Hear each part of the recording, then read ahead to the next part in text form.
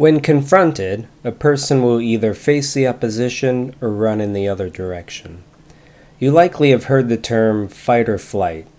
When an individual consistently chooses flight or seems to choose flight without consideration of fight, that person will be labeled a coward, or to say it another way, filled with cowardice. Before we continue, I just want to give fair warning that the language in this video may at times sound harsh. When it comes to science, especially psychology, I believe in speaking bluntly honest. This video isn't meant to demonize anyone, and it's not my intent to be attacking anyone in this video. I appreciate your understanding. Cowardice is an evolutionary trait where an insurmountable fear within an individual dictates their actions, and ultimate inaction in the face of challenge or danger. An evolutionary trait is one developed through generations of learned behavior. Cowardice in itself is not automatically a negative quality. Animals who are predominantly prey in the food chain utilize fear as an instinct against walking into conflict with a predator. But the scope is different for humans. Having cowardice is a lot less forgivable as we are at the top of the food chain. A person who exhibits this behavior, especially habitually, will thus be labeled a coward. Coward is a pejorative term in our culture, signifying a person who is naturally afraid, timid, and lacks courage. A person labeled a coward is often seen as weak. It's especially demonizing for males as it suggests an absence of masculinity. It will come as no surprise to those who have followed George Yared, aka Gorgeous George, that he has proven himself to be a coward over the years.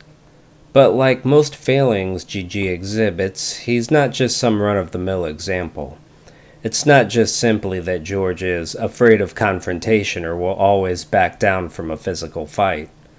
It goes far beyond the surface, and you'll see through the course of this video that cowardice is ingrained deep inside George and dictates many of the decisions he makes in his life, and has created unique consequences for the lol cow.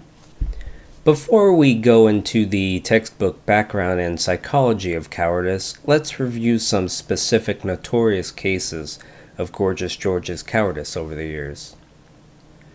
Though George has more than 250 videos on his YouTube channel spanned over a decade, not a single one allows comments.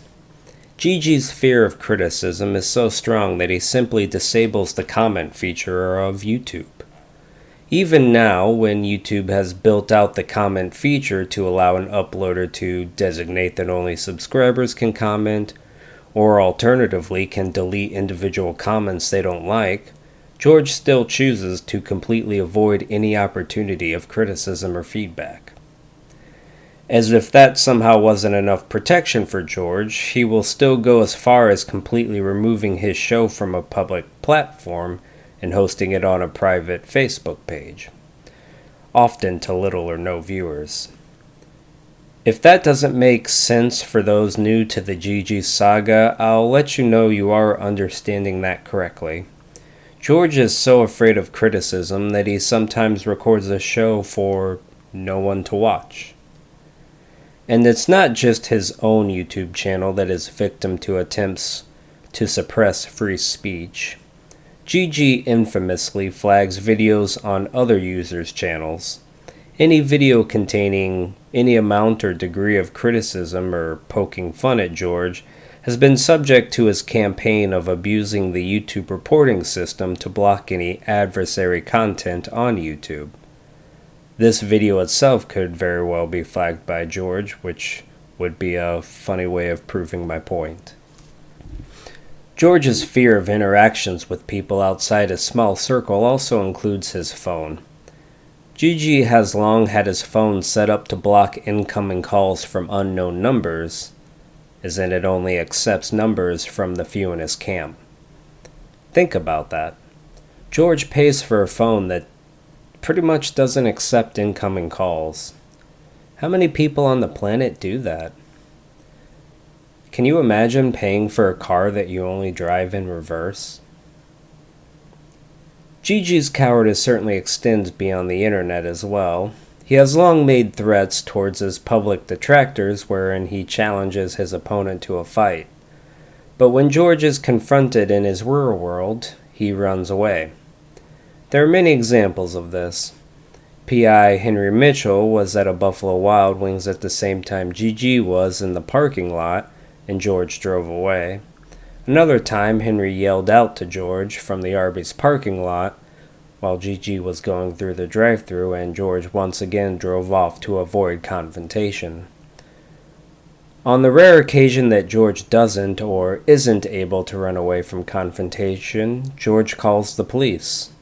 We've seen many examples of this over the years. When Saunders came to the library to simply film George, he called the police. This despite the fact that George already had a locked door in between him and Saunders.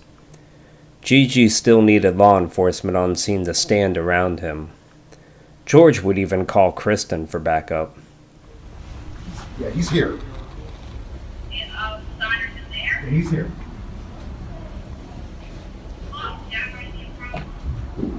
Let me call you back. Hey, I'm on my way.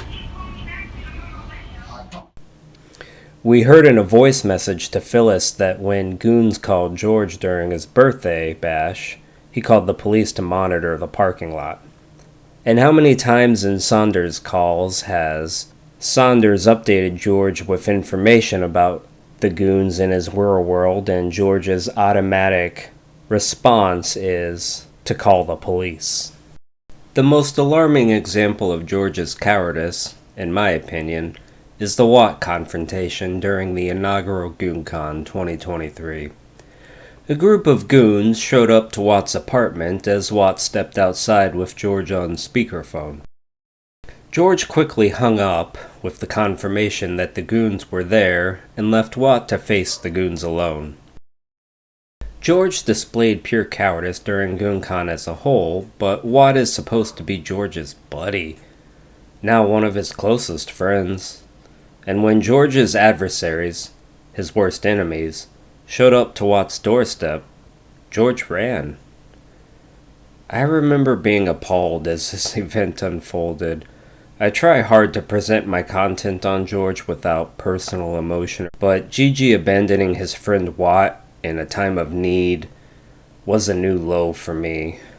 I feel comfortably confident saying that if their positions were reversed, Watt would have come to George's rescue. The goons were clearly being non-violent and relatively non-confrontational, but George stayed away and would even call the landlady with the plea to intervene for him. So what is cowardice? Let's go over a brief history.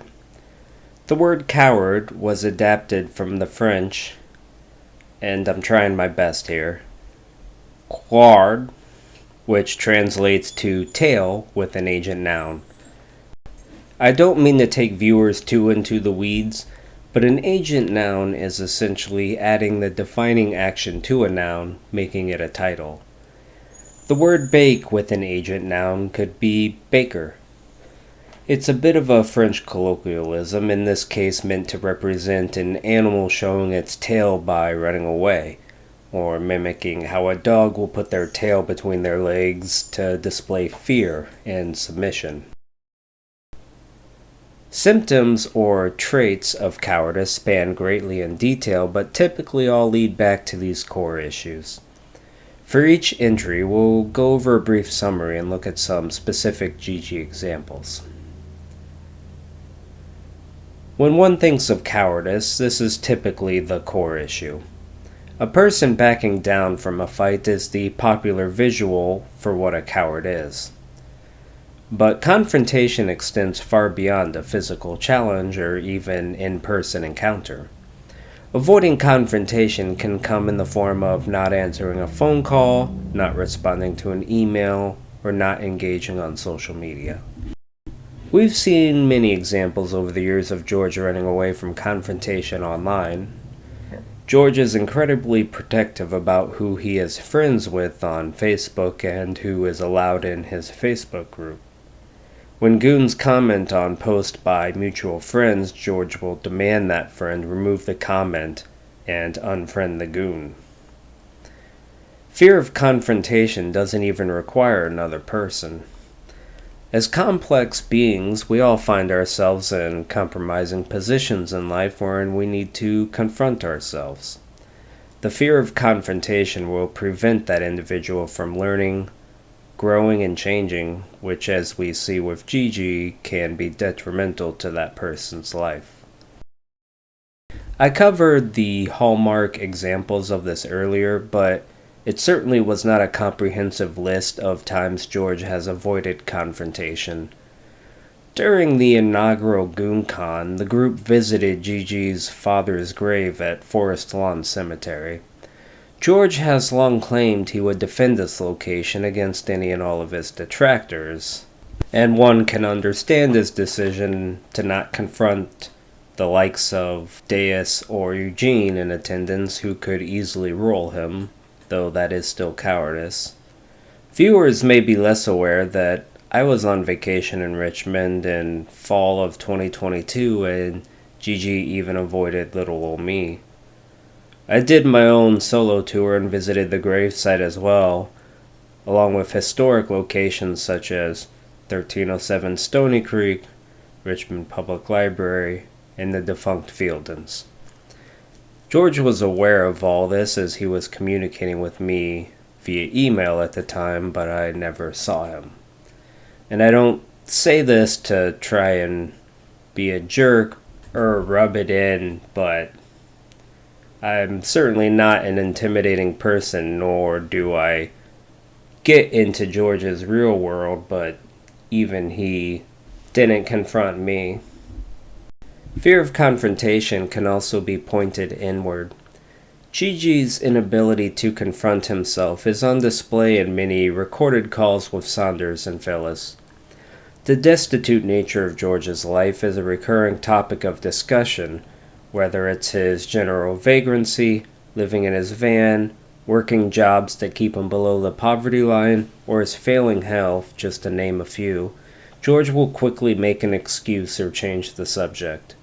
As facing these challenges head-on would inevitably include criticism of George's decisions, he is unable to address the core issues of his impoverishment.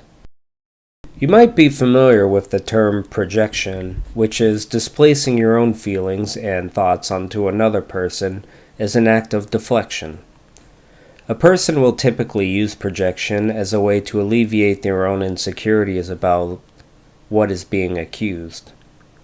There are countless examples of George projecting his insecurities, so much so that I don't think it would be advantageous to list them in this video, but for those who have followed Gigi for a while, think of every embarrassing detail of his life, and I bet you'll remember at least one example for each where George attempted to call out someone else for that exact offense. Being homeless, losing his house, not paying his bills, having no luck with women, smelling bad, having bad teeth, being uneducated, having mommy issues, backing down from a fight, being obsessed. His accusations are usually beat by beat exactly what he's experiencing. I always find it interesting to listen to George project, as it's typically an accurate view into what he's most self-conscious about at the moment. Along those lines, cowards have a hard time changing their life or changing themselves. Change in life is inevitable, and adjusting to it requires resilience and courage. Those without will find themselves stuck in the same despair and destitution as the world around them grows. For George, he continues to be homeless, he continues to live out of a passenger vehicle, he continues to work for less than minimum wage, he continues to argue with strangers on the internet, and picks fights that he loses. As social services have expanded over the years in ways that could benefit Gigi, He refuses any helping hand that inspires growth because to George, changing would mean facing the fears he has about accepting who he's been and who he is currently. Similar to adapting to change, accepting responsibility requires courage and is a benchmark for being a mature adult. Though everyone makes mistakes, it's natural for a person to feel embarrassment, shame, or disappointment when they themselves make one. Those without courage will often blame others. We've heard George blame the goons for dismal sales of his autobiography, though nobody outside of the goons knows who George is, and by the strictest definition, that book is not legible in the English language. George also blamed the goons for having his karaoke birthday party at a bar shut down, even though only a few people attended and the event was in itself a reported nuisance. This is repeat content for those fully immersed in George's narcissism. Gigi has outright refused, rebuked, and raged over attempts to provide feedback or constructive criticism towards himself, his show, his decision-making, his health, really anything. From phone calls with Saunders where a comment about George will only solicit an insult from George.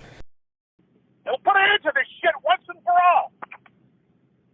But George, you'll get your ass kicked. You know what?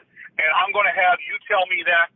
Some fucking flaming, you going to tell me that? To honest feedback from a confidant in Phyllis wherein Gigi gets emotionally defensive. You were talking about how some of the jokes that you made were really disgusting. Right, well, who gives a fuck what they think? Something about kids, though? What are you talking about? They said you made a gross joke regarding... I said little girl, and I caught myself. I said little girl, I knew exactly what you were going to say. And then I said breastless woman. That came out, and it came out wrong, but it didn't come out. I mean, it's who cares? It's about, a woman. So they can sit there and spin it all with all they want. I said little girl? Yeah, I said little girl. And breastless woman. Same shit they pulled with Roger. I mean, I'm not defending Roger. Roger's a horse's ass. George has never shown the ability to accept feedback.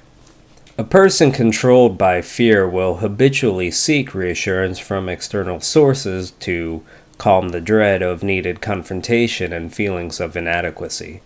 I think of Kristen and the strange relationship she had with George. At the peak of their friendship, Gigi seemed to rely often on talking with Kristen while George was being confronted by various goons and Saunders. George desperately needed reassurance that his misdeeds didn't merit confrontation, and he clearly enjoyed using Kristen for this as she, like George, was predisposed to accept any wild theory devoid of logic, as long as it fits her personal feelings. One of the more sad facets George exhibits is his desperate need for praise. Again, I'm not trying to be nasty, but I think one can be forgiven for laughing while cringing to voice messages of George being butthurt that no one complimented his karaoke. Okay, so, then I guess why you don't, because you don't like Bono or Bono, okay, well that's fine. But at least you can appreciate the talent, whether you like Bono or not, appreciate the talent that I nailed that song, rather than jumping on with them about my clothes. Cowards rely on others to act as a shield between them and their fears. Using others also helps take the weight off a coward, giving them assistance in decision-making so the consequences aren't fully attributable back to the individual. George has leaned heavily on others over the years. Anyone in his camp is utilized as a shield between Gigi and his detractors. He used Kristen and the Lisa Wallace ruse to avoid confrontation about Jamie. He used Roger with a ruse about having a long-lost child. He uses Watt for shelter. Michael Saunders was used in totality for Gigi's legal issues, whether it was on his little suits or other legal matters such as going through foreclosure. It's always humorous to hear George plea for Chad in the Phyllis calls whenever he's triggered. Is Chad there? Can we talk to Chad? He's even required support for his show. Though he has titled his act The Gorgeous George Show, George is never alone when he does a traditional show. Being on screen by himself would mean he alone would receive any criticism. Adding other people to the show is how George can deflect any condemnation onto his co-host. Gigi also relies heavily on the justice system, one of the more notable aspects of George's false bravado. He has proved time and time again that he cannot summon the courage to confront in person without law enforcement present. Though George will claim he has police called to protect the adversary from George's aggression, longtime viewers will note the only act of aggression George has ever done is a half-hearted charge with a Lysol bottle at Michael Saunders. George further abuses the justice system with his signature penchant for filing lawsuits as a method of silencing detractors and deterring people's rights to criticizing and parody. Though George has no fundamental understanding of how the court system works, especially with civil matters, he nonetheless views his right to file a lawsuit as justification to use the court system to attack people who hurt his feelings. Psychologists have long theorized and scientists have long studied what exactly inside of us makes a person a coward. Because cowardice is an evolutionary trait, meaning it was developed and honed through generations of living beings surviving, it's reasonable to assert a person's intense fear has been handed down generation to generation. Though a hard topic to cover, it is important to talk about how trauma impacts psychological disorders. When a person experiences trauma, it can cause a reprogramming of the brain to be more aggressive in self-preservation. This can also extend to a history of failure, which is also traumatic. Along those same lines, I mentioned earlier cowardice is a learned behavior.